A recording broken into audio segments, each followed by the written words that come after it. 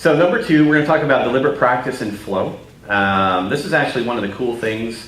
I don't know how many of you guys watch, I don't think the blogs come out yet lately, but in Skill and Style in this class, I talk about the play, flow, deliberate practice continuum. And I'm going to talk about that in this class because I was teaching essays in Denmark 2 weeks ago.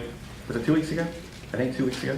And one of the interesting things that came up, I was talking about deliberate practice and vision work has to be done in a deliberate way. And I was talking about the athletic development process.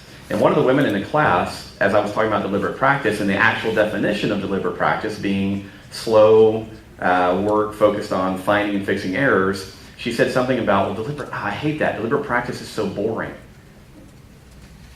And my actual response was, deliberate practice is boring when you're not really interested in getting good at what you're practicing. Does everyone understand that? And so I did a blog on this just recently, but what I will share with you guys is how I think about play and flow and deliberate practice and how that works in a model. Most of your clients aren't ready for deliberate practice. Do you guys know that?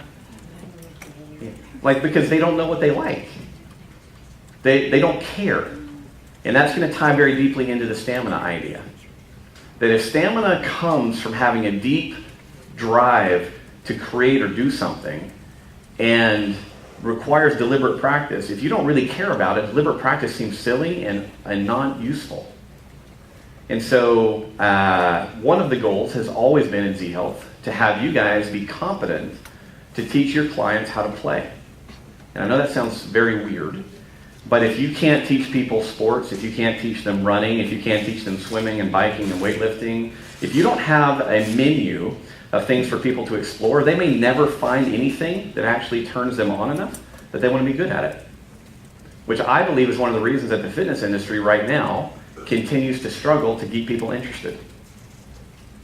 If you go to any gym, I find it interesting to go to gyms just to see what new machines have been created.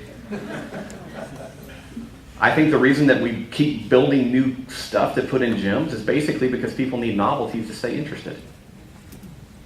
Yeah.